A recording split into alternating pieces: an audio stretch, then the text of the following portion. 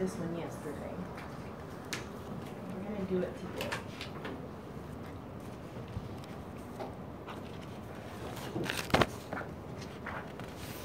Right? Just want to do these. So over here on this side, it gives you some information as far as what you're doing for the procedure. Okay?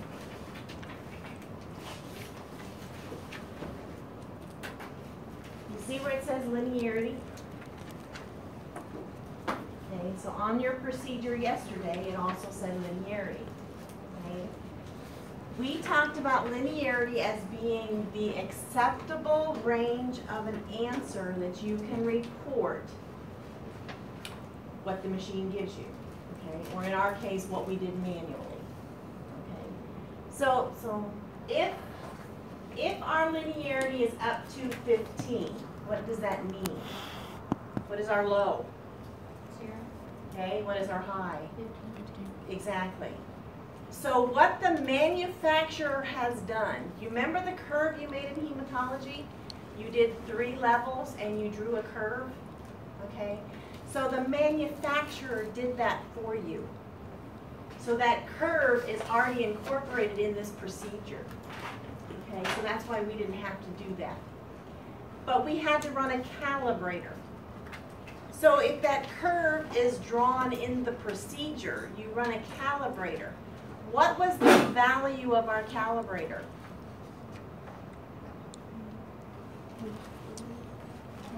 What was The amount used, or when the calibrator, what was the value? What was the number that you had to use in the equation? 0.51.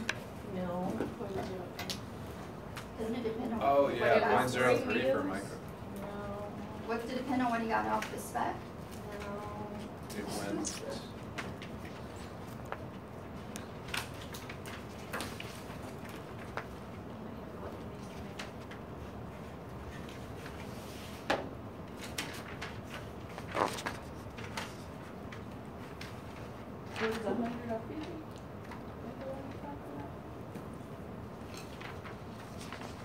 I had 0.51 written down. Here's one.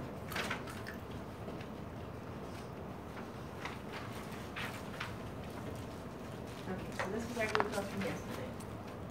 Okay? So in our calculation, what did you do? You took the absorbance of the unknown divided by the absorbance of the calibrator. So that was 0.51 for spec 1. Okay, that was the absorbance. But what was the value of the calibrator? 0.3. No, Oh. the calibrator. 100? What was the number on the bottle? 100? 100. Yeah. And that's why you had to put 100 in the calculation. Okay? So, in this procedure, they've already drawn that linearity curve. They've already determined the linearity. The linearity of this procedure was, where is it? You see? There you go. Linearity when performed as directed is linear from 2 to 400. Okay? So in this procedure, they've already drawn that curve. They've already determined what that is. But you ran a calibrator of a known value. You knew it was 100 because that's what the bottle said. So you could use that known value. Does the spec know that that was supposed to be 100? No. So you knew it was 100. So then you put in your calculation to calculate it based on a known value. Does that make sense? And then you ran a control. That's what I gave you. You didn't have a patient. You actually had a control. So if you run your calibrator, and that's the value you use, 0.5 or whatever it was that you got, okay? You multiply it by your value and your patient, and that's where you get your result. That's what your calibrator would tell you. If your control did not work, couple things can be wrong, right? Either your control is bad, you hit a bubble, or your calibration didn't work. So let me ask you a question. We didn't get good values yesterday. Our glucoses should have been more normal. When you added the calibrator, did you invert and mix? I think so. With playing around with the bottle a little bit, yeah. The test tube. Oh, no. Okay, so that might have been our problem. Okay, so you can either mix it with a transfer pipette or you can put a piece of parafilm on and invert mix. I was thinking about that that slide. I was like, I don't know that I told him to do that. So that may have been why our results were a little skewed, because they should have been considerably higher. Well, whenever I put the calibrator in with the Eppendorf, I always do like 10 or 12 pumps. Right, but it's always a good idea to invert to mix. Yeah, and I didn't tell you that, so it's not your fault. But anyway, so, okay. So if our linearity on this procedure is 2 to 400, okay? And this is going to be like a quiz question. There will be, what is the range of linearity on for this? And all I got to do is look at the procedure and tell me what it is, okay? So that means that I got a value, some of you got what, 20, 60, what, I don't know what you got in your glucoses yesterday. So where they were within linearity? Yeah. So technically you could have reported them correctly, okay, if the control was correct, which they were. All right. So your linearity is the range that you know you can release that result. If I get a result of 1, what can I report to the physician? If my linearity is 2 to 400, can I report out a glucose of 1? Less than No. After you check it, less than 2. Less than 2, okay? If I get a glucose of 500, can I report it? You have to check it over, greater than 400. Okay, no. You have to, Okay. you have to do it like a dilution. You have to do Right, it down. right. Now, in some cases, okay, so this tells you, what does this tell you? Some procedures will tell you whether you can dilute or not. I'm not sure if this one does or not, but I'm sure on the glucose you can. So in the lab, you're going to have cheat sheets everywhere, okay? And there's going to be a piece of paper on that thing that tells you, or it's going to be, on ours it's a little sheet of paper on the desk, but you pull out the paper and it says glucose, what the range of linearity is and what you dilute it with, and how much you can dilute it. Okay, because not every test can you keep diluting and diluting and diluting until you get an answer. Some of them you do just eventually have to report out greater than. Okay, but you don't know that. There's cheat sheets in the lab. You just need to know where to find them. Okay, you're not going to be able to remember every diluent. You're not going to remember every, which ones are what. There's no way. And we're not geniuses in the lab. We just got to know where to find the answers. Okay. So don't freak out that you don't know this and that you can't remember this. We don't either. Okay? I couldn't tell you an MCV, MCHC, MCH if my life depended on it. I couldn't calculate that from my life because we have a little card that we just go to and it's right there. Okay? So don't freak out so much. Yes, I want you to learn it. Yes, I want you to understand it. But don't worry that when you get into the lab that you're going to have all this stuff and you're going to be like, I don't know, I remember Barb maybe said something, but I don't remember it. Okay, we don't expect you to remember any of that. Just know where to find the answers. But I do want you to understand it. Okay, so if your linearity is 2 to 400 and you get 500, we know we can't report it out. You're going to go to your cheat sheet and it's going to tell you glucose, dilute with saline. Okay? You're going to make your 1 to 2 dilution because you're getting a value of 500. All you have to do is get that value under 400, right? So all I really have to do is cut it in half. Because if I'm getting a value of 500, which is really not in linearity, so I can't report it, it's probably pretty close to the right answer. So does it make sense that I would just have to dilute it by half to get it under 400? If I get a glucose of 1,000, is half going to get me? No, because half would get you to 500, you're still above linearity, right? So you would probably want to do a 1 to 3, right? Okay. When you get your answer, if you make a 1 to 2 dilution, and so you do, and you get 250, does that mean your glucose magically dropped to 250? You have to multiply it by 2. Right, you just simply cut it in half. So you have to multiply it back by the dilution that you used. Okay? So if you got a value of 1,000 and you cut it by 3, and now you get 250, what's your answer? Multiply it by 3. Make sense? Okay. Do you have glucose in your body? If you're alive, you do. So would you have a glucose of less than 2? So would you really report that to a physician? Not without investigating it, right? Again, my lowest value was a 7, and I really didn't believe it. I ran it again, and the patient proved that it was truly a 7. But, so you have to think, there are things in your body, so even though the reportable range is less than, it's really there. So you have to question what whether it's really there. Yes, ma'am? If you made a 1 to 2 dilution of a value of, or because you got 500, and then you said you got 250, but then you have to multiply by 2. Then you would then it's report still 500. But It's not in the. your value that you got on the machine is 250. Oh, okay. So that's within your range of linearity. So your procedure worked. Does that make sense? Okay. Now, does it always work the math that good? No. You can get a range of 500, you dilute it by 2, and your answer may be 323. You know, I mean, it's just because you're bringing it back into linearity. Okay. Now, you have to realize, and we're going to talk this more about when we get to enzymes. You have to have enzymes in your body, okay?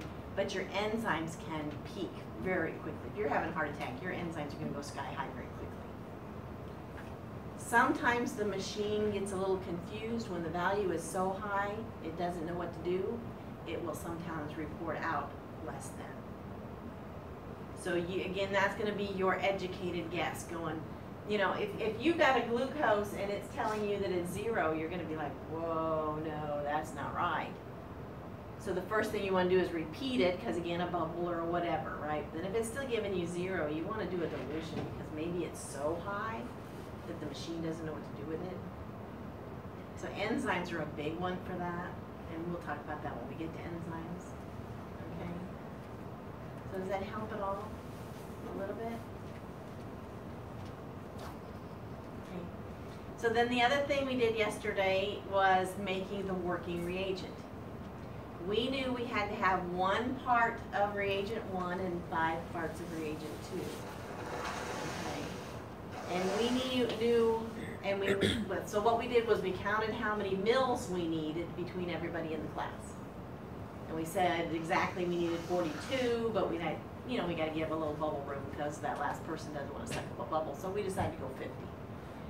And in all honesty, whenever I can make the math simple and at work, I make the math simple. I really do. I do 1 to whatever dilutions all the time because that's just easy. Okay?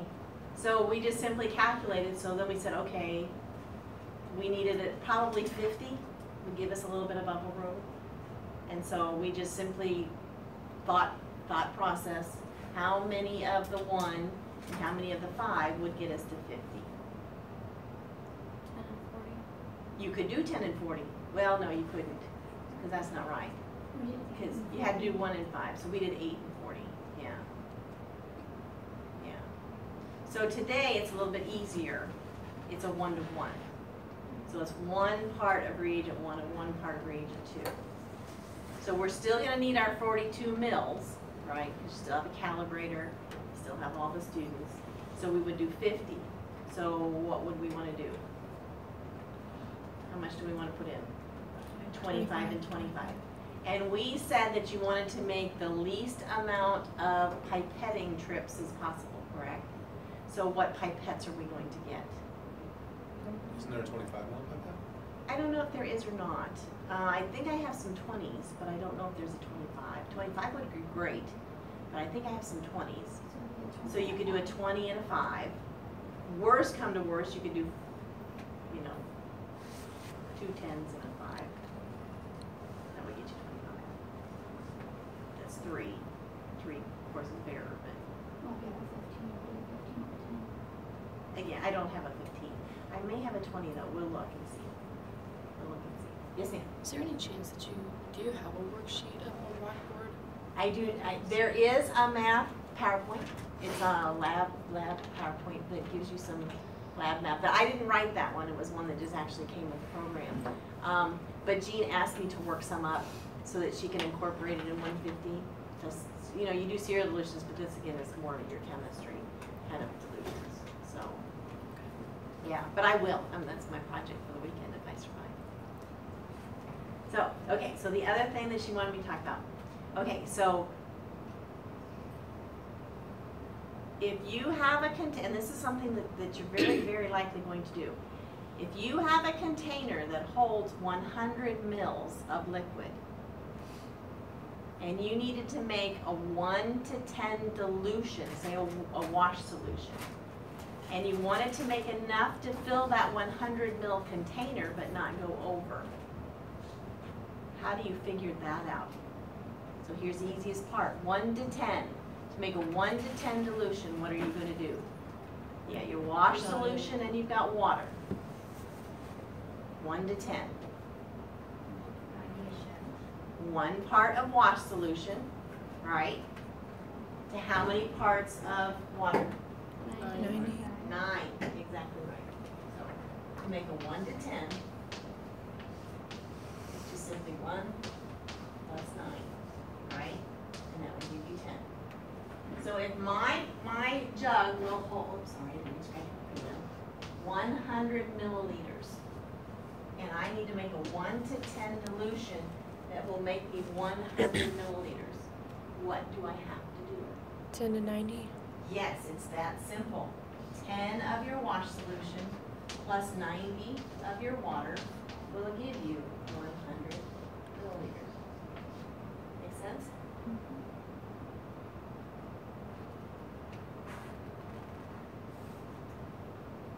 The other one we have, at our lab anyway, we have a wash solution that we have to make for our coag machines. And that container holds 500. And it is a 1 to 50.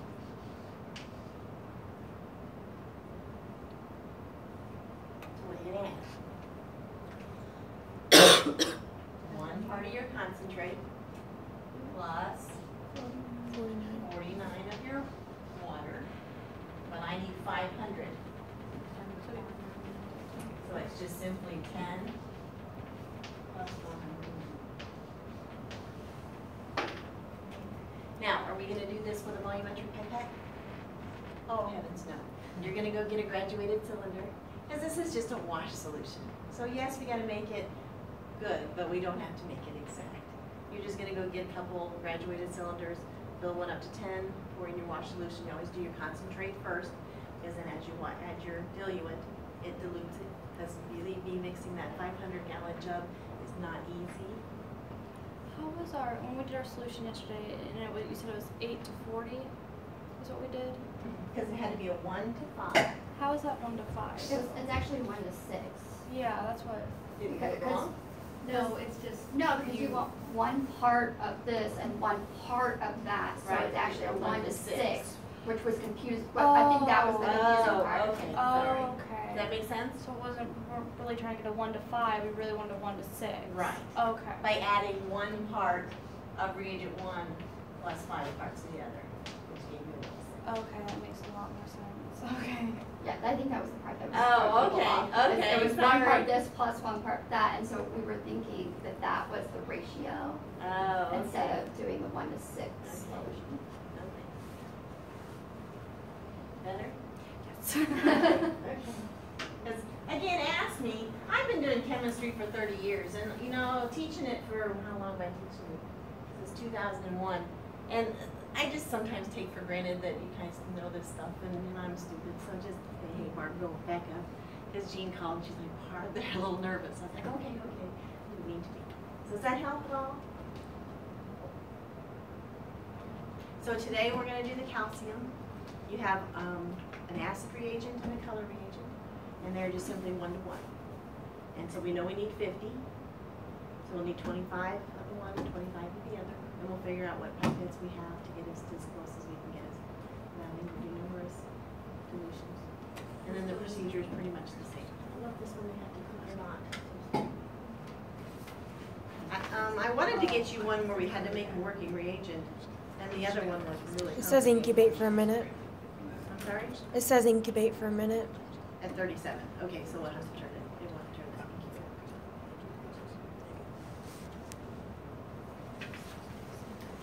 incubator. So what is our calibrator value on the calcium? 550? No? Was that again? Oh, 10. Calibrator on the, yeah, 10, calibrator yeah. value. What's your linearity? It's 15. So 0 to 15, right?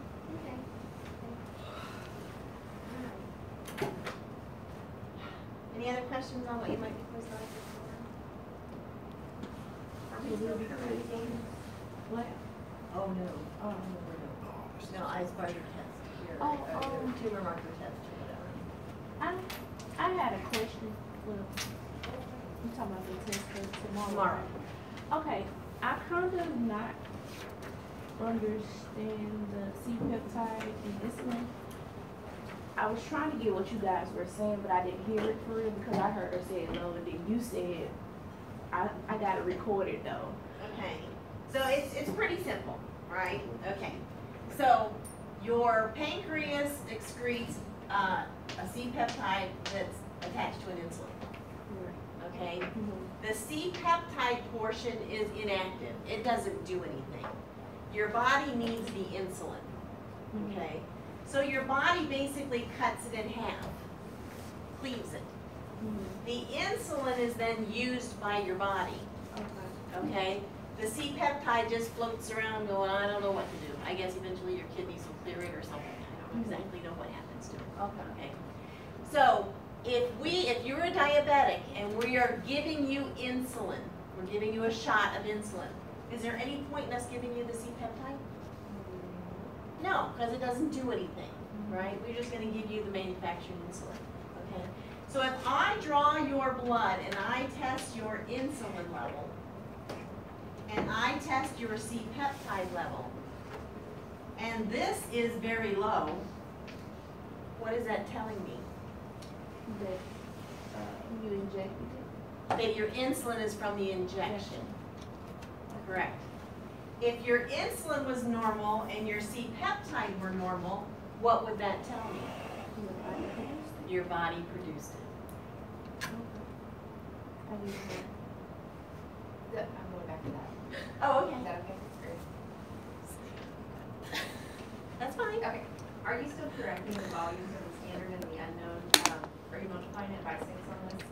Because we have to have 3 mils for the spec hop. Whatever. The spec. Yes. Okay. Yeah, we will still, Multiplying by 6. yes, we will still multiply by, or not by 6, by 3. Is that what you're talking about? Well, it's 0.5 on today's. The volume. Yeah, yeah. Is it combined?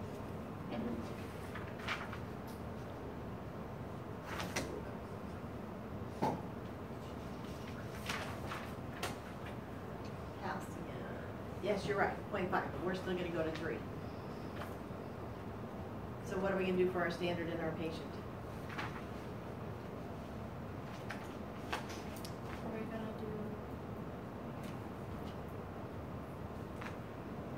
do? Huh? So if we have to do, so 0.5 when we really need 3 mils, and we tripled it to get 3, then now we have to do what? She just said it, right? By 6, right?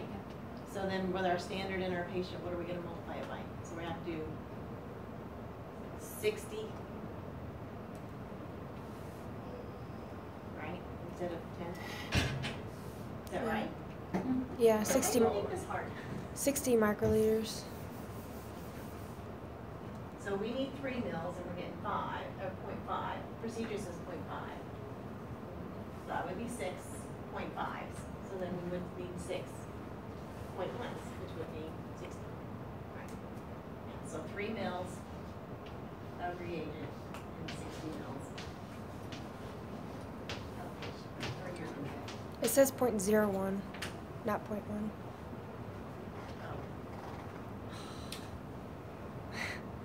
Thinking too hard.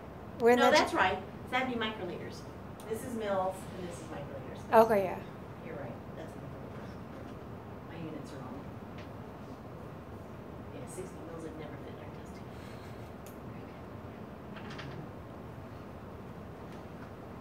Any other questions?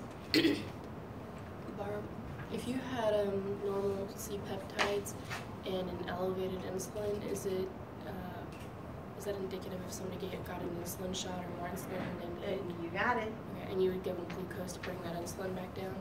You got it.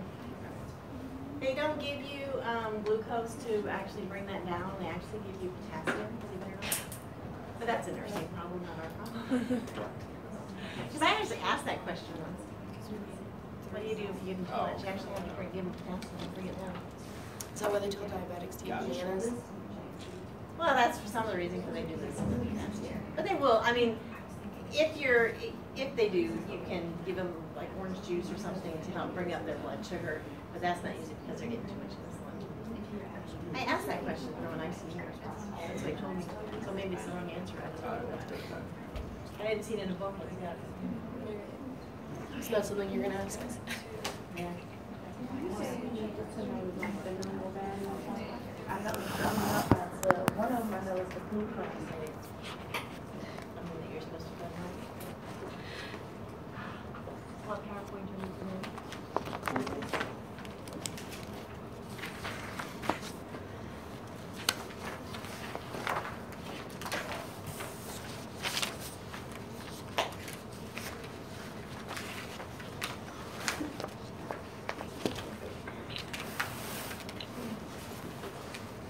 Okay.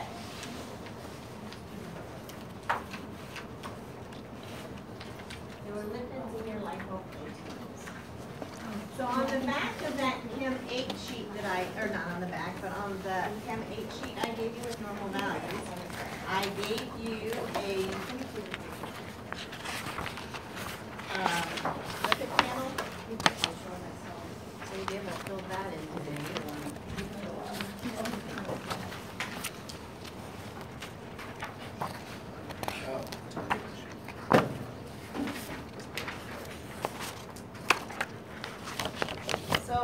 So you know your test one is on Friday, and then this test will be on Monday. And if for some reason I'm not here, Jean's still going to give it to you on Monday. But then she's going to have the rest of the class, and you'll have the test on Thursday. I'm hoping we'll get the sheet on Monday. It's going to be a fun whirlwind weekend.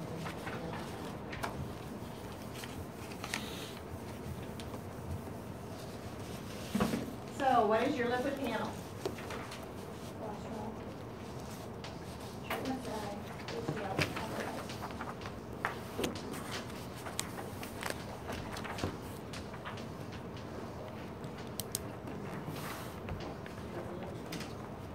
As we go through, we're going to get the normal values too. Woo-hoo.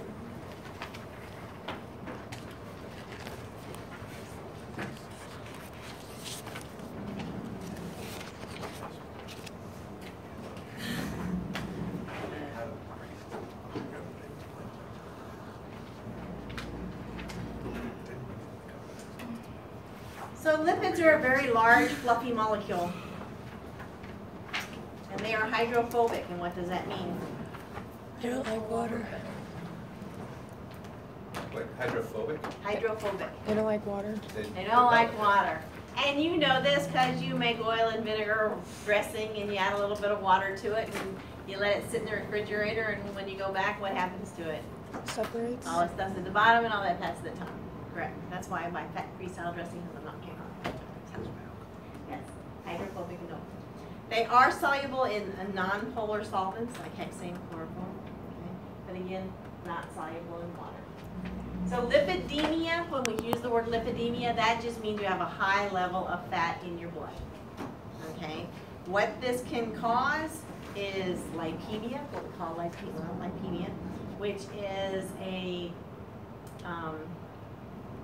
milky appearance to your blood. I'll show you a picture in just a minute. So tomorrow, well, I'm not going to have you fast, but tomorrow Diane's going to give you your test, And then she's going to have you draw blood. And she's going to have you draw 2 SSTs so that you have your own blood to run when we start running machines. And so if you eat a really big breakfast with your bacon and your eggs and everything else, you might have a little lipemia in your blood, but don't panic, it'll be okay. So it takes about 10 to 12 hours to clear that from your system. So that's why we do a fasting whenever you're doing a lipid. So you asked me on the fasting of a glucose. Glucose is normally 8 to 10 hours. But for a fasting for a lipid, you want to go 10 to 12. But if you're my husband and you have me as a wife, I tell you to go for 3 days because this is always so hot. But anyway, abnormal lipids in your blood. As they're not soluble, they're transported through the bloodstream in the form of lipoproteins. So it's kind of a compound between your lipid and your protein. You have to have the protein to carry it through your body. Okay, you're going through. Okay, albumin is the principal carrier. So you have main classes: fatty acids, triglycerides, phospholipids. We're going to go through each one of these. So this is a person whose triglyceride is 21,000. Normal triglyceride should be not less than 150. Okay? So you got this specimen in the laboratory and you centrifuged it, and that's what happened when you took it out. Okay? You put that on your machine, and what do you think your machine is going to give you for an answer? Error. Because it's not going to meet linearity. Right? Not going to meet linearity. Did you talk about lipemia and hematology and the fact that it played on your hemoglobins? Okay, so you know a little bit about that. Okay. So you're the tech, you get this specimen, you run it through, and you get ORDAC high. Okay, overrate high. So first thing you're going to do is make a dilution. Right? Because remember, you have to get it under your linearity. Let's say your linearity is 1,000. It's actually higher than that, but anyway, let's say it's 1,000. So what kind of a dilution am I going to have to make? So 1 to 3 going to get me? Shoot, it could go in 1 and 2. Would you halfway? So my linearity is 1,000. Halfway is going to get me to 10,000. So 1 to 10. I'd probably start with about a 1 to 20 actually, but that'd be a good guess. And then what are you going to do when you get your result? Multiply by whatever your dilution is. And then you're going to walk over to your little notebook that's on the counter, and what are you going to write? Yes, that Bobby Smith has a triglyceride of 21,000 and I had to do a dilution of 1 to 20. Right? Now, if you're the first person, you don't know that it's 21,000, you just know that it's high. So you probably started with maybe a 1 to 5 or a 1 to 10, but then you may have had to go to 100, 1 to 20. And it's just trial and error. It really is. It just really is. So you only need a small volume. So usually I would add, and you've got a small cup, so I would usually add maybe 50 microliters and then, dilute it up that way. But that's just going to be how you play the game. It's whatever you're comfortable with. And there's no set in stone as to how you're going to make your dilutions. It's just, you just know that you have to dilute it. But you're going to tell somebody. Okay. So, do you think this lipemia is going to affect any other test that you do in chemistry? If it affected your hemoglobin, because the hemoglobin machine you had a spec, right? Well, what are we doing all of our other tests on? What did we do our glucose on yesterday? On a spec. So is that fat going to affect our glucose? Absolutely. But is our glucose really high, or is it just because we have interference from the fat? Just have interference from the fat, right? Their glucose may be high, but it's not going to be astronomical. Okay. So how do we get the fat out of the blood so that we can test it on the machine? Any guesses? Do a replacement. No. We put it in an ultracentrifuge and we spin it at a very high rate of speed. And that causes all that fat to float to the top, and you have clear serum at the bottom. So then you go through that layer of fat with a very thin transfer pipette, and you absorb out the clear from the bottom. Okay. An ultracentrifuge? I'm sorry? You said that was an ultracentrifuge? Ultracentrifuge. We're going to talk about that in just a second. It's in your PowerPoint. Okay? So I run my glucose on that clarified specimen. Can I run a lipid on that clarified specimen? No, because we pulled the lipids out, right? We've actually had a tech that has done that, okay? Clarified the specimen and then reported the triglyceride on the clarified specimen. Well, that was kind of silly, right? But do realize that when you start getting, when you have a very lipemic specimen, your proteins aren't going to work, your glucoses aren't going to work, there's going to be several that are interfering, okay? So how are you going to know that? So again, you're going to go to your little cheat sheet that's on the desk, okay? And it's going to tell you whether or not it's affected by lipemia, okay? In some instances, we have cheat sheets that actually have pictures of blood that will show you to what degree of hemolysis is acceptable and to what degree of lipemia is acceptable. The machines are actually getting smarter now to where when you put that specimen on, it reports to you what the hemoglobin is and what the lipid is, and it'll say you have an interference. So you don't have to compare so much like we used to. They are getting a little bit smarter. So it depends upon where you go. If you're going to go to a smaller lab, you're probably still going to have to, you know, carry it across and take a peek. But the co-bosses like we have at St. E's, they just tell, oh, lipemia, you got to, you know, do something with it. So again, we're not geniuses. We just know how to pull the answers. Okay. So your fatty acids are straight chain hydrocarbons, okay, consisting of esters. Fatty acids are bound to albumin, okay. Albumin is a protein. Some are free, okay. Let's see, what else do I want you to know? Question? How do you correct a hemoglobin that's that has, how do you get the fat out? What did you do? Do you remember? You centrifuged it But it's clear, you said it's clear. That's not gonna work. in an ultracentrifuge. Yeah. Ultracentrifuge it does. It causes the lipid to float to the top. You just put it in a centrifuge in here. I don't know that you even did it. Did you do it? Did you? You just talked about it. Okay. So when you do a hemoglobin, okay, you just put it in a centrifuge in here. The fat's just going to be just like that tube I showed you. Yeah, and the red will be the bottom. Right. Okay. And so then you have to aspirate off. So you make a line where the red cells are, and you aspirate off the plasma that has all the fat in it. And then you add back saline. Is that what you did? And then you mixed it up, and then you could run your hemoglobin. Is that how you? That should be how you do it, right? Is that how you do it, right? Yeah, I remember talking about that. Yeah, yeah. That's a good interview question. Very good interview question. How would you correct for lipemia in a hematology specimen? Another good interview question is about anion gaps, which we'll talk about. What would you do if your MCHC was greater than 40? Good interview questions. So all those things that are supposed to be those big flags that you're going to go, stop, wait a minute, there's a problem. And that's basically what you want to know. So they want to know that you're not going to report out an MCHC at 45, because that's incompatible with that life rate. 40 is your high. The centrifuge you were talking about was obviously different than. An ultracentrifuge, I mean, it goes super fast. Super, super fast. And the little cartridges you put them in almost look like little UFOs. They're really kind of cute. They are. They look like little UFOs. And then the fat just goes to the top. So no, that's not one you're going to put a hematology specimen. So they are classified as saturated, which means no double bonds, and unsaturated, one or more double bond.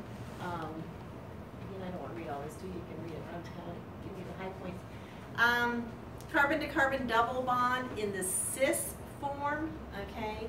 That means they don't pack as tightly and are more liquid. So the double bond CC would be like your, so what are your liquid fats? Those are like your vegetable oils, your canola oils, those kind of things. CC in the double bond in the trans form, okay? They are your trans fats. And when you get that box of Ritz crackers, what does it say on the front? No trans fats, right? Because, so which are healthier for you? The liquid fats or the hard fats?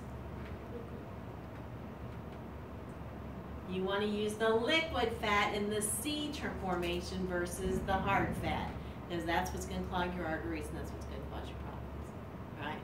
So cis is better than trans. That's why I said no trans fat. Read your boxes when you get them. That's what they're telling you. Okay. Triglycerides. 3 fatty acids attached by 1 glycerol. Okay. Triglycerides with saturated fatty acids are solid at room temperature. With unsaturated fatty acids, they are oil at room temperature. Okay. Reason you need cholesterol, it helps you store energy between your meals. Okay. Excess cholesterol, your body takes the glucose, fatty acids, triglycerides, and synthesize triglycerides, and that becomes your adipose tissue, your surface fat. So, what you have to think about with triglycerides and cholesterol, okay, think back to caveman days, all right? Did we have a McDonald's around every corner? No. You're in your cave and you're waiting for that woolly mammoth to cross, right? And you got to chase after it for half a day and kill it and eat it, okay? Now, food preservation wasn't that good back then, and so you had to eat it quickly or it would rot and you couldn't eat it anymore, right? So what did our bodies know? Our bodies knew that they got food today. Did it know it's going to get food tomorrow? No. So our body says, okay, I have it today, I got to hang on to it. But I don't know when that next woolly mammoth is going to come across my cave. Okay? So your body is a very good storage tool. Because now we have a McDonald's around every corner. And if we're hungry, we go get something to eat, right? But our body doesn't know that. We didn't evolve that way. And that's why we have that adipose tissue. Because our body wants to save it. It doesn't know what's going to get in that world. Okay? So you have 2 sources for your cholesterol. You've probably seen this in those cholesterol commercials, reducing commercials. One from Aunt Betty and one from the apple pie you eat. Right? So you have exogenous, and that's from the food you eat. You get exogenous triglyceride from the food you eat. And they are transported by chylomicrons, which we'll have a picture of in just a minute. Endogenous is synthesized in the liver, stored in adipose tissue, carried by your VLDL, very low density lipoproteins, which we'll talk about in just a minute. Okay? Which one can you control? Exogenous, right? Do we know, can we pick our parents? No, we didn't get to pick our parents. That's genetics, right? So you can't control that. So if you have a high cholesterol and you do everything possible to bring it down and you still can't bring it down, are you doing anything wrong? No, just because you got the lovely genes from your Aunt Betty. Okay, can't do anything. I worked with a lady, and she was no bigger than this. I mean, she was just the skin and bones little lady. And she brought a sandwich with 2 pieces of bread and like 1 piece of that thin sliced lunch meat. She brought a grape, 1 grape for every bite of her sandwich, so that she could have a little liquid every time she took a bite of her sandwich. And her cholesterol was always over 250. Her triglycerides always. And she would just throw a fit because the doctor wanted to put her on medication, and she's like, "What do I do?" But what can you do? You know, she tries so hard, and she just couldn't because it was family. It was a little excessive, but that's okay. You take what you get.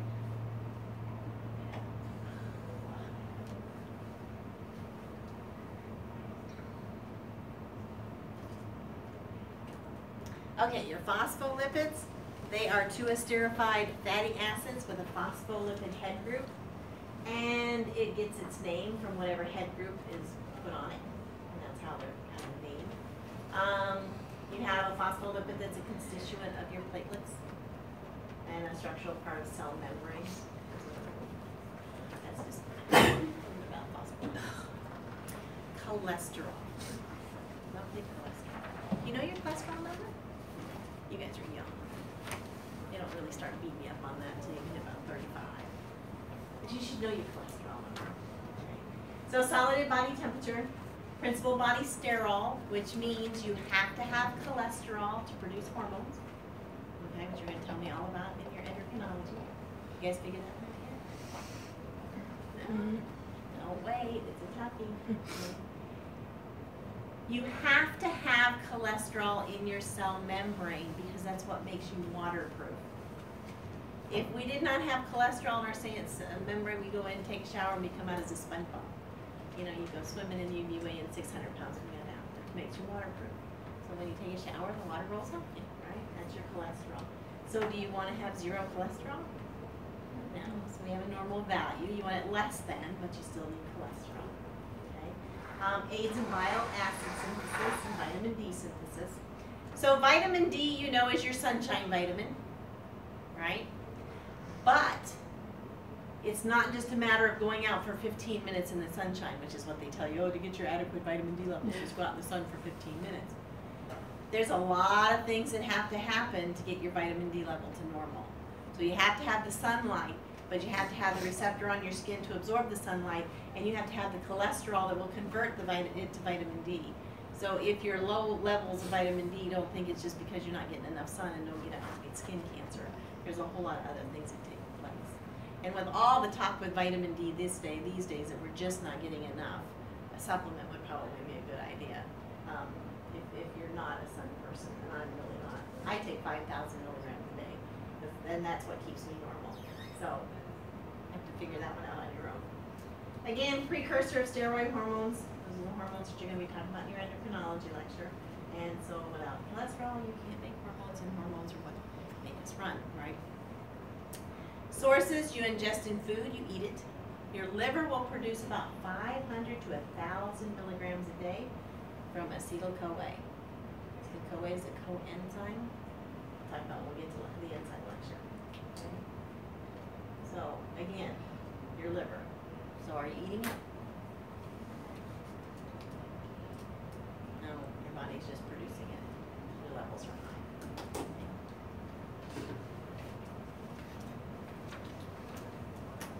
All right, so lipoprotein.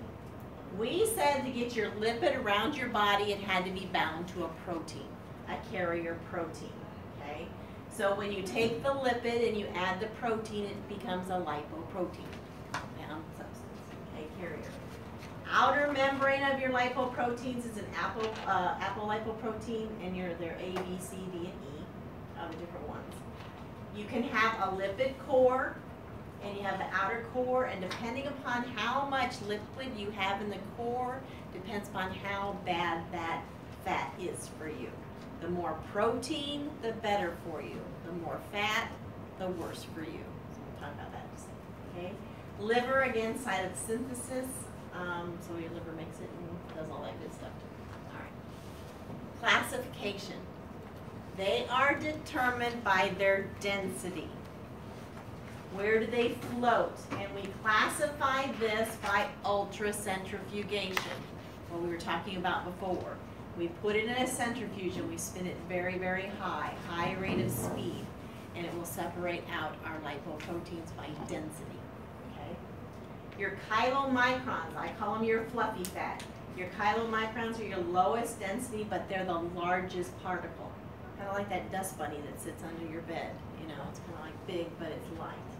Produced in the small intestine, and its job is to carry dietary exogenous lipid. So this is the food that you eat, okay? Membrane is ApoB, the core, triglyceride, and cholesterol. So if your core is fat, is it a good cholesterol or a bad cholesterol? A bad one, because you have more fat than you have anything else. They will disappear from circulation in about 10 hours after you eat. So how long should you fast for a lipid panel? 10 to 12 hours, exactly right. Does that make sense? Okay. If we draw your blood tomorrow and you just had bacon and eggs and everything for breakfast, what I've asked Diane to have you do is draw it in an SST tube, centrifuge it, and put it in the refrigerator. When you do that, your chylomicrons will float on the top. Has anybody ever had non-homogenized milk?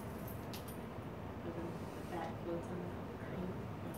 Well, that's kind of what it looks like. Get that creamy layer. What is it called? Clabber or something like that? No milkers in here? No. farmers? Okay. So again, that creamy layer on top. So if you have a specimen and you draw it and you stick it in the refrigerator and the chylomicrons float to the top, and the next day the doctor calls and says he wants a lipid panel on this patient, what do you need to make sure to do that to that specimen? Mix it up, right? Okay, you've done an SST, so that means it's separated the plasma, or the serum, I'm sorry, from the cells. So when you mix it, you're just going to mix up the serum to get your fat back into it. And it's always a good idea to let it come to room temperature. Okay, make sense? Okay, your VLDLs, your very low density lipoproteins, smaller than your chylomicrons. Remember, your chylomicrons are your big fluffy fats, so these are a little bit smaller. They transport endogenous triglyceride. Endogenous is the one that your body produces, right? Okay, again, synthesized in the liver. ApoB100 is the main membrane. Triglyceride, phospholipid is your fat. Okay. So let's see. The major hepatic triglycerides, your LDL will increase your triglycerides. It's causing a turbid serum. So you won't have that. Your serum will be turbid, but you don't have that later on. Your low density lipoproteins, your LDL, they transport cholesterol to tissue. They take cholesterol, put it into your tissue and your blood vessels. And what happens when we get fat layered into our blood vessels? Plaque buildup. Plaque buildup. Is that good for us? No, it's not good for us. Okay. The membrane, again, ApoB100, the core is cholesterol. It's fat. Is that good for you? No. This is what we call your bad cholesterol or your lousy cholesterol. Okay? Yes. What about very low LDL? What does that indicate? High, you have the plaque formation. What about very low? Very low density lipoproteins are a little bit smaller, and we'll actually get into that. Not very low, like a low amount of LDL. Oh, I'm sorry. Like an abnormal, like below range LDL. There's disease states for that one. Yeah, yeah. Is that bad for you? I guess if there's a range, And this is outside of the range. So LDL is your bad cholesterol. It puts cholesterol into your tissue. It makes it stick to the walls of your blood vessels. It's your bad cholesterol. Okay? So yes, you want it low, and we'll talk about that in a second, because there are some disease states associated with it. So that's just a picture of your low density lipoprotein. Just because I found it in a book, I thought it'd be cool and pretty good. Okay, lipoprotein A. Lipoprotein A is an LDL attached to an ApoA, and linked to ApoB. It competes for plasminogen to provoke clotting. Do we want clots in your blood? No, okay? So again, it can cause endovascular damage, causing plaques. So your lipoprotein A is basically a fraction of your LDL. Lipoprotein A, fraction of your LDL that can cause plaque accumulation and problem. We did, when we got this test new in the lab, and you're going to get this too, when you start working in the lab and you get a new machine or a new methodology, they need relatively normal samples, okay, to build that normal value area. So they're going to come to you and say, hey, I'll give you a free cholesterol screening if you'll come let us draw your blood, okay? So they did. We were getting lipoproteins A. We never had them before. And so they asked everybody to donate a specimen, so they would have some specimens to run when the reference guy came and showed us how to run it. And it was kind of scary because some of the older ladies came up with really high LDLs, and it's like, wow, did I really want to know that I'm going to die soon? But yeah, so take care of it. So increased lipoprotein A is associated with increased risk of coronary artery disease. Okay, and stroke. So not good. HDL, high density lipoprotein. This is your good cholesterol. This cholesterol literally takes the fat out of your blood and your tissue, cleans your body, if you will. okay? Synthesized in the liver, and again, mostly protein, not fat. Kind of like your little scrubbers that scrub the lining of your vessels, okay? Hormones play a big role in your cholesterol motion, which we'll talk about in a second, okay? But again, removes it from your tissue membrane, ApoA, for phospholipid cholesterol. But again, mostly protein. This is your good cholesterol. So I don't know if you watch highs and lows in the weather, but you can call L your lousy cholesterol or your lousy weather, and H is your high where you're sunny, and however you want to. Okay. So major pathways. You can read through this. Absorption, your dietary lipids are broken down, the digestion lipase, ASE, so it's an enzyme which we'll talk about, absorbed in the intestine. Exogenous, again, is with your chylomicrons and all that good stuff. Endogenous is what your liver produces, and then your reverse cholesterol transport, again, is your HDL.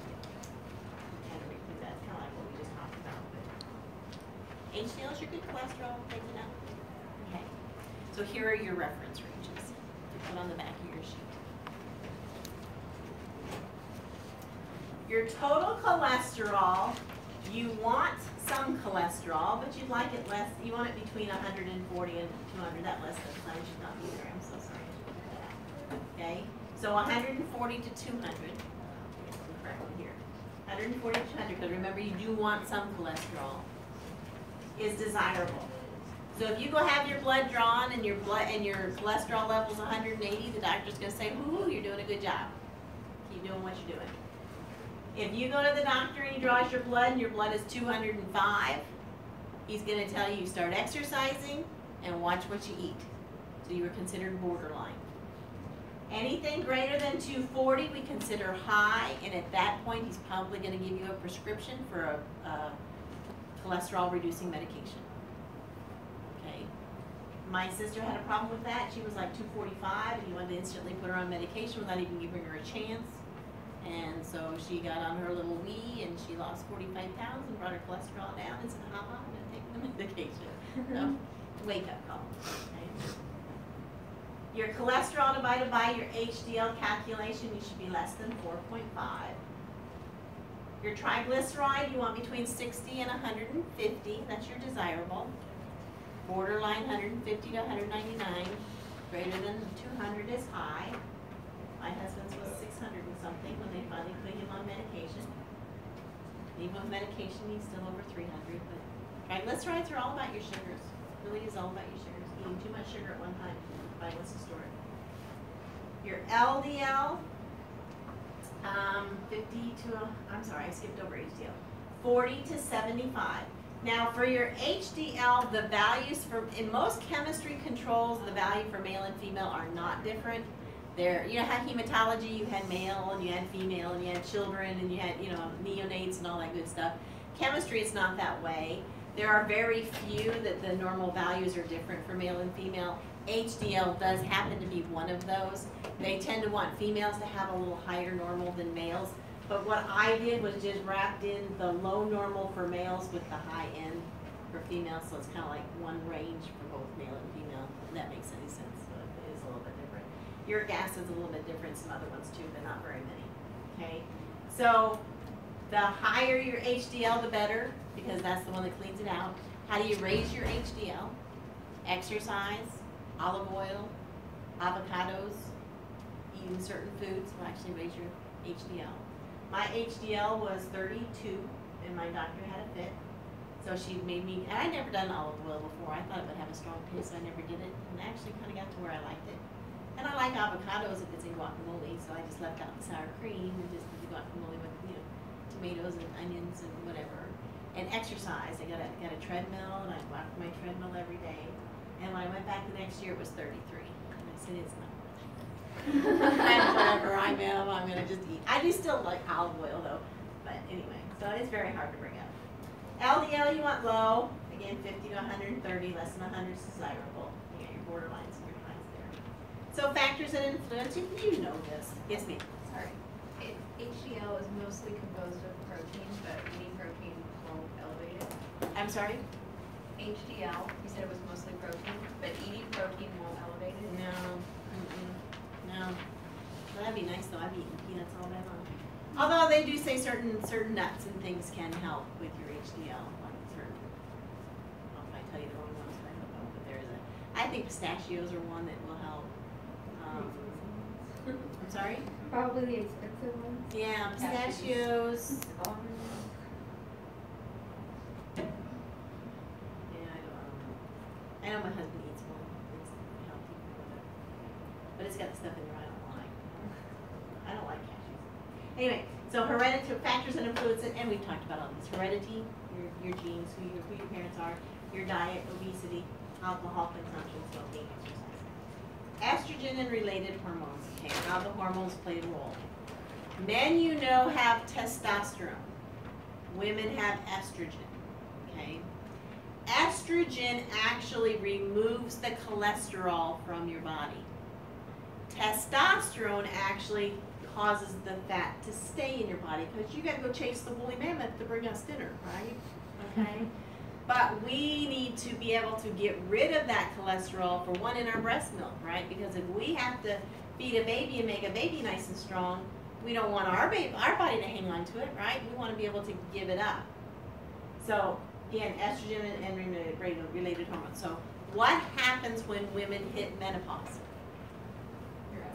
Your estrogen drops. So, what is happening to women when we go through menopause?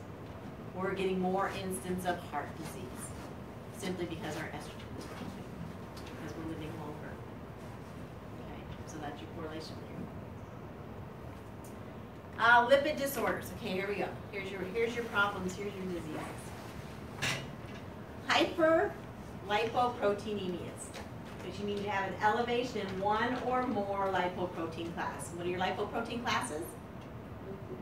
VLDL, HDL, LDL, and your chylomicrons, right? And then triglycerides. So you've got high cholesterolemia, closely linked to heart disease. And you know that. You've got increased cholesterol. They keep telling you, It's just amazing to me is how many studies they do that high cholesterol will cause heart disease. Well, I think we beat that one over a bit. Anyway. So you can have a genetic form, and these people have an increased LDL. Is that good? No. Bad, right? Because LDL is your bad cholesterol. Hypertriglyceridemia. Imbalance between the synthesis and clearance of your VLDL. There is a genetic form. Secondary form, hormone abnormalities, or diabetes. This hypertriglyceridemia is associated more with pancreatitis than heart disease. That's important to remember. Pancreatitis versus heart disease. Then you can have combined forms, all these lucky people, elevated triglycerides and elevated cholesterol, increased risk of coronary heart disease. Okay. There's a genetic form. There was a classification that dealt with, there was type 1, type 2, type 2A, type 2B, 3, 4, and 5, but they've really done away with all of those classifications, and the only one they really kept was type 3, and that's your high VLDL and chylomicrons. That is the only classification they kept. So back in the day, and that's an old Friedrichsen classification. They kind of did away with it, but every once in a while you may run across the term of the old Friedrichsen, whatever. Type 3 was the only one they kept. You guys are lucky because the students have to learn all that, which was chylomicrons, which was this now. They never learned all this. Hypolipoproteinemias. So a hypo-beta lipoproteinemia. Okay, that one fast, right? Decreased LDL. So here's the answer to your question. Okay, decreased LDL. LDL is your bad cholesterol. So you don't have much bad cholesterol. So these poor people are going to live a long time. Good life expectancy. Low risk of a heart attack. Hypo-alpha-lipoproteinemia, also called Tangier's disease. You have a decreased HDL. HDL is what gets cholesterol out, right? That's your good cholesterol. So you have a decreased HDL, what's going to happen to all that cholesterol? It'll stay in your body. It's not going to go anywhere, okay?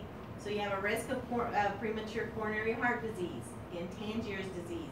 Leads to accumulation of cholesterol in your tonsils and your adenoids and your spleen. It is a benign disease. However, you get fatty organs. Okay? Stentorrhea is when you have fat in your stool caused by a failure to digest or absorb fat. This is not a normal situation. To determine whether or not a patient has stentorrhea, we do a their stool is very fluffy, if you will, and you do a 24-hour, they go a lot because their fat is not absorbed, and you do a 24-hour stool collection, okay? So you give them looks like a jar, you know, like those mayonnaise jars you would get at schools, you know, those great big mayonnaise jars. You give them one of those, and they would collect their stool for 24 hours, and then you would take a portion of that stool and you would look for fat in your stool. You're going to talk a little bit about this in your analysis with Jean, okay? But you just stain it and then you can look at the fat under the microscope. So the important thing to remember is, what does a blank do for your spec? Takes out the color of the reagent, right? Okay, so if you're collecting a 24-hour stool in a container, is it important to weigh the container empty before you give it to the patient? Because you have to weigh it when it comes back. Yeah. And when it comes back full, and you don't have the empty weight, guess what you get to do? You got it. And that is not a fun job. It is not. You will only do it once, I promise. How do you get that disease? Because I would like to have the failure to digest or absorb that. I don't know. I don't know how you would get it, but I guess whatever. Yeah. Isn't that what some of you diet?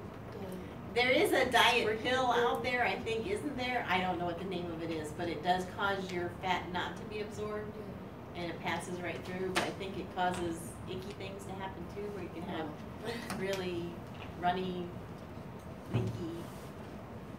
So it's not a lot of water to be absorbed either, probably?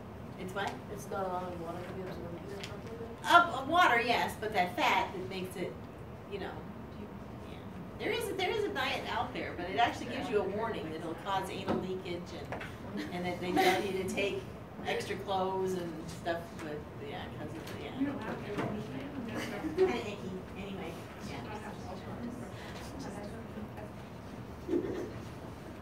That's better. Sample collection. So sample collection for your blood. We're going to do a fasting lipid. So you need to fast for at least 12 hours, again 10 to 12. If you are non-fasting, your triglycerides are going to be elevated. That's what's going to be significantly elevated for non-fasting. You want to avoid alcohol for 24 hours before your test. Again, it will increase your triglyceride. Medications will alter it. So again, oral contraceptives, antihypertensives, and some vitamins can screw you up. So usually if you're having problems, they will give you a list of what to take and what not to take, or at least they need to know what you're on for whatever reasons. Okay. Serum is the best specimen, and you want to make sure your patient is sitting for 15 minutes before the draw, because a hemoconcentration will increase the cholesterol. So when you are at Walmart and they're offering free cholesterol screening and you're standing in line for 15 minutes to have your cholesterol screening, are you going to have the best specimen? No. So these patients that come into the lab and are all ticked off because they have to sit in the waiting room waiting for you to draw their blood, you're actually doing them a favor. You know, so you are. So again, make sure that it's because we have chemo concentration.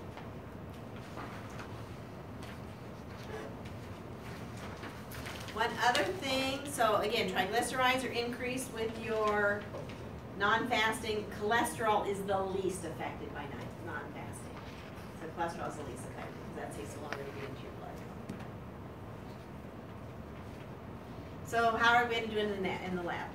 You have triglyceride measurement. It is an enzymatic reaction. Your reagent is lipase. Lipase is an enzyme, but that's also your reagent. Lipase is the enzyme that helps break down your fat, so that's what we use on the machine is a lipase reagent. And it separates it to free glycerol from your fat and reagents. From your fatty acids. So here's my question. If we have a patient with pancreatitis, their lipase is going to be elevated, okay, because it's a pancreatic enzyme. If lipase is my reagent for triglyceride, and I have a patient with a high lipase due to a pancreatitis, and there is carryover, which means the probe goes into the sample and does the lipase testing, goes into the sample and does your cholesterol testing. Will a naturally high lipase, I don't mean naturally, but from the patient's body, will that affect your triglyceride measurement on your machine? Yes. So, for most instruments, if they do not have a way to guard against this, you cannot put lipase and triglycerides on the same machine. Does that make sense? Because it will mess up your machine. So you have to do two different. They've gotten a lot better to where the machine will not do one right after the other. It will do either a longer washing period or something in between to make sure you don't have that carryover between your reagent and your patient. They have gotten a lot better.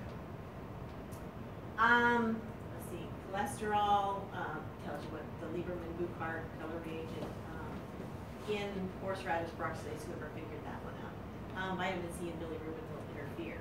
So again, bilirubin is that icteric. Did you talk about bilirubin in hematology and how your blood would be icteric yellow? So that's just saying that icteric will also affect your cholesterol result. Lipoproteins. We can do electrophoresis. And what was electrophoresis again? It's where you put your you put your specimen on that gel and you give it an electric current and they will separate out. Your alpha lipoproteins will migrate the farthest, that's your HDL. So if your starting point is here, they're going to go fastest. Okay? And then your LVLDLs and your LDLs and then your chylomicrons. Again, those are your big fluffy fats and they just like to sit still and don't do anything. So they basically stay at the spot of origin. We can also separate them out by ultracentrifugation, spinning them very quickly. They will layer. Okay. Chemical precipitation, HDL, is mainly the one we do here. You take a sample of your blood and you actually add a precipitating reagent that will cause it to fall out of solution, and then you put it on the machine and test it. There is also some immunochemical methods, but I've never done one of those. If your triglyceride level is greater than 400, you cannot do a calculation. You would have to do a direct measurement. But if your triglyceride is less than 400, you can, rather than use a reagent that costs money, we can just simply do a calculation. The doctors have a way they can either order it as a direct or as a calculation. Most of our cardiac doctors would prefer them as a direct, where a lot of the other ones are just doing it for routine screenings. They're just figure calculations good enough. Okay. So you're going to take your LDL value, okay, to get your LDL value, you're going to take your value of cholesterol, and let's say your cholesterol is 200.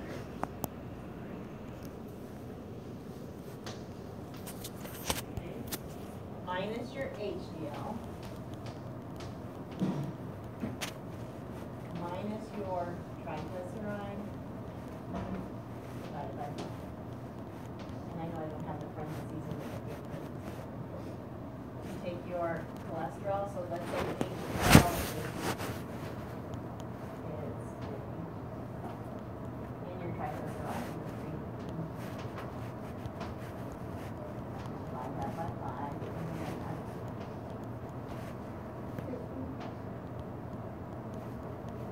So 300 divided by 5 would be 6.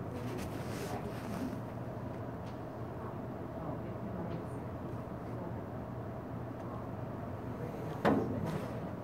That's it. Here's just what you're going to do.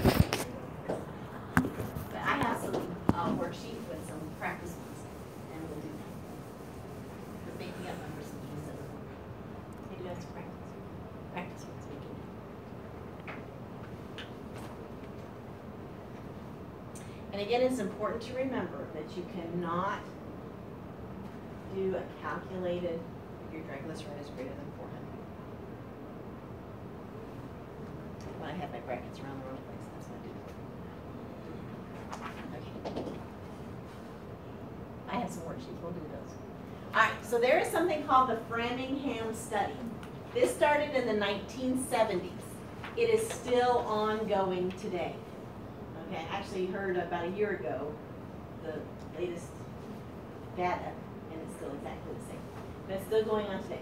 So what they have been following these people since the 1970s, and they have been watching their cholesterol, and they have determined that if you have an increased LDL, which is your lousy cholesterol, you have an increased chance of having a heart attack, coronary heart disease.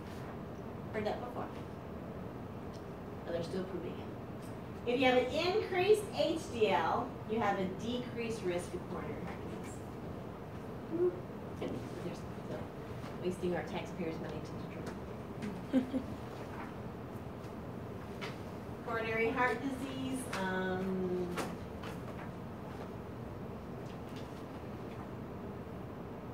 you have an increased resistance. Okay, so that's good stuff. Cholesterol, cholesterol. HDL is great. That makes sense. Increase of coronary heart disease. Maybe they'll treat you with a few things. Niacin, which is the vasodilator. Has anybody taken niacin? Have you ever had niacin? That you get that flush, but it just kind of opens it up.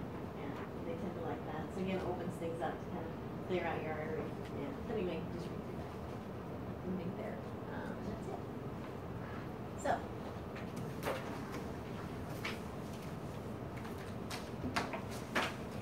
I will make a copy of this worksheet. And you can play with it. Barb, Yes. on the Chem 8 page, like on the lipid panel part, what specifically would you want for cholesterol or something? Like Cholesterol, like an example or something. Cholesterol, I would say less than 200. Just like that ranges and stuff. Right. Okay. Yeah. Yeah. So on your test, you are going, so let's talk about that for just a little bit. Okay, so give me some normal values. So cholesterol, we said 142. and we'll make it easy. So you want less than 200, right? Okay. Your triglycerides, you want less than 150? Yeah. Okay. Your HDL, greater than 75. And your LDL, you want lower than 140? Is that right? 140? 130? 130. Okay. So, what did I tell you about a person's whose cholesterol was 240? Needs medicine. Needs medication. Correct. Okay. If you have a cholesterol of 195, Warning. I'm sorry? Is there a problem? No. Yeah, that's a good answer, because that's exactly right, okay? But what if your HDL was 30? Now is a cholesterol of 195 possibly a problem? Because you want it high, right? If I have a cholesterol of 195, but I have an HDL of 75, are we going to worry? No, okay? So on your test, I give you values what a patient would have for their blood. You're going to tell me one of three things. Is that patient in control? Is there no problem? Okay? You're going to look at your values and you're going to say, oh, they're okay. Because their HDL is good, their cholesterol is within range, they're okay.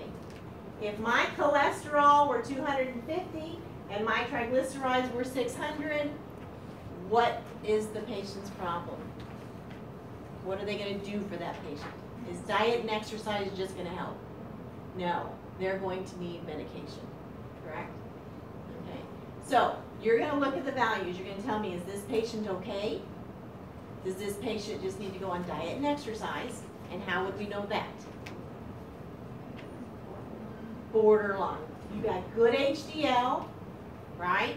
Or maybe just borderline HDL, but on a little on the better side, but their cholesterol isn't too high. Make sense? If everything's good, you're gonna go, oh, you don't need to do anything, just keep doing what you're doing. If you got borderline results, you want diet and exercise. And if you got really increased results and bad, good cholesterol, that's when we're gonna put you on medication. Does that make sense? I'm gonna make you a copy of that sheet. We can play with it. So you know how to do it. Because you are gonna calculate a free calculation. So I wanna go through your PowerPoints and I'm gonna tell you what you go for your test on Monday. 2 of them are for being school.